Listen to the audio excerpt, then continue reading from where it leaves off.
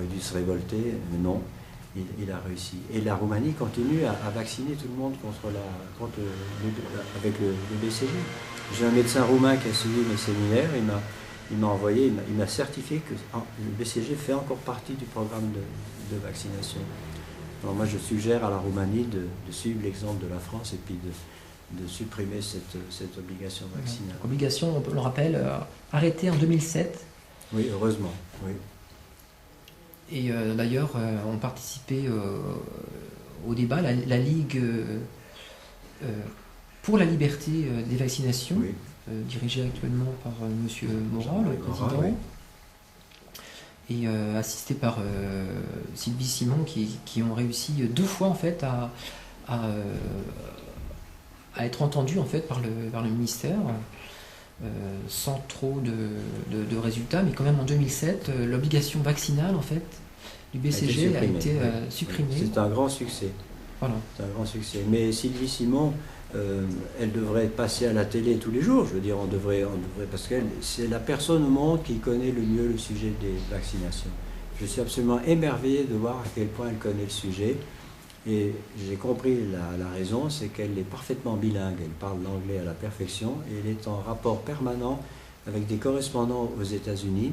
Or, tout vient de là, toutes ces modes, cette inflation médicamenteuse, tout est téléguidé par la grosse industrie lourde américaine qui est là derrière. Alors elle a des amis en poste là-bas et elle connaît tous ces mouvements avant qu'ils viennent en Europe. Et elle a une documentation absolument fabuleuse. Et elle se bat depuis, je ne sais pas, depuis 40 ans, depuis 50 ans, elle se bat contre les vaccinations, mais elle me disait, ça ne passe jamais. Chaque fois qu'officiellement elle est invitée par une des grandes chaînes de télévision, alors son message, soit il est écourté, soit il est passé à 11h du soir où plus personne ne regarde. Il y a une censure manifeste d'Omerta. Oui, c'est incroyable. Alors heureusement, maintenant, elle a trouvé la parade, elle a ouvert un blog. Et je pense que son blog a un très grand succès. Il est enfin consulté par des centaines de milliers de gens. Et je ne sais pas qui va remplacer Sylvie Simon parce qu'elle est assez âgée.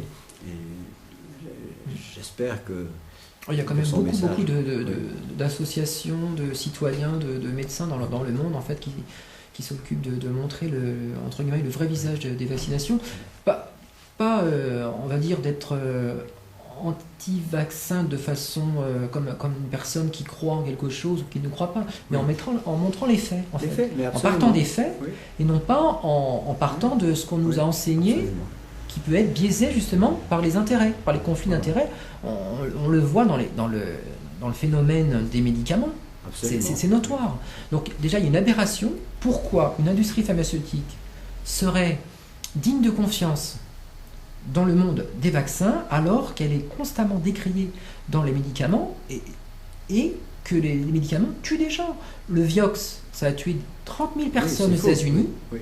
Il y a des millions de personnes qui ont pris ça en France. Je prends l'exemple de la France. Oui, oui. Selon la France, aucun décès lié au Vioxx. Alors c'est quand même curieux. Oui, c'est curieux, oui. Non, mais c'est toujours cette notion de conflit d'intérêts. Et l'OMS... Il ne faut pas croire tout ce que vous trouvez sur le site de l'OMS, parce que l'OMS, je pense que vous avez lu les livres de Ghislaine Lanctot. L'OMS, c'est vraiment une association de malfaiteurs. Elle est organisée comme... Financée par l'industrie pharmaceutique. Oui. Moi, j'ai soigné 2 hauts fonctionnaires de l'OMS qui m'ont un peu raconté les petits secrets de... C'est épouvantable ce qui se passe là-bas.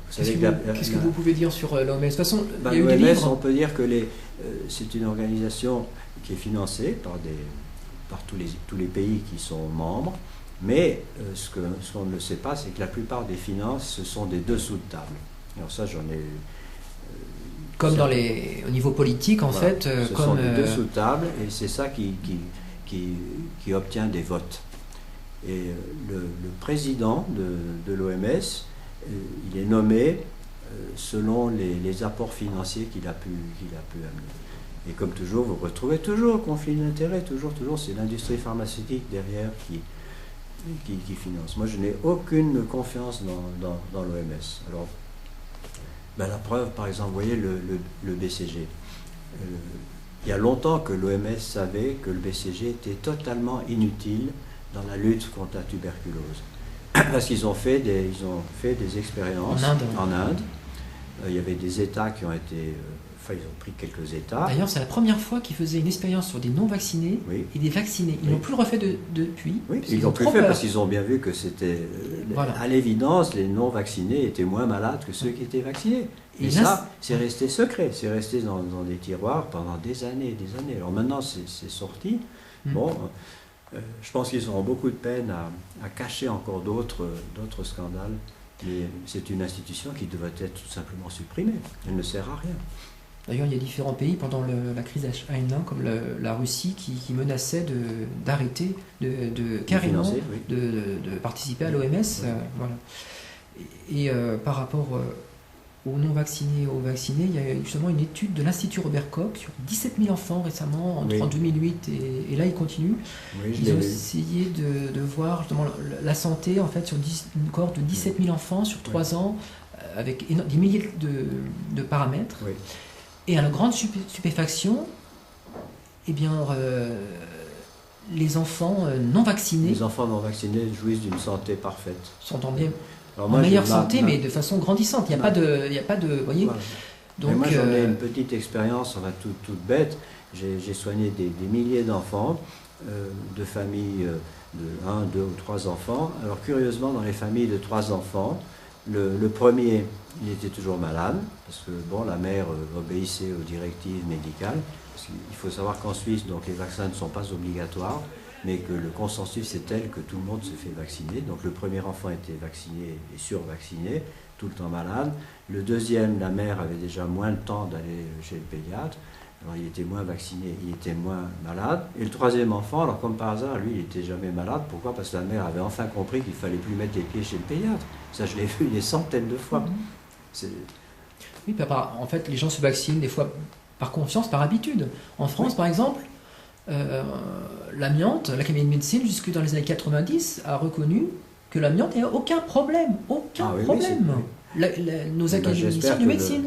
Alors que les fines particules sont reconnues comme étant cancérigènes. Ça ne fait plus de doute maintenant. Le procès actuel à Turin qui vient d'incriminer les deux principaux responsables, les deux PDG de la société qui exploitait l'amiante, ils ont été lourdement pénalisés, je crois, plusieurs années de prison et des sommes énormes, mais ils vont faire recours et puis ils en sortiront blanchis, comme toujours. Mais c'est la première fois. Responsable, mais pas coupable, la phrase.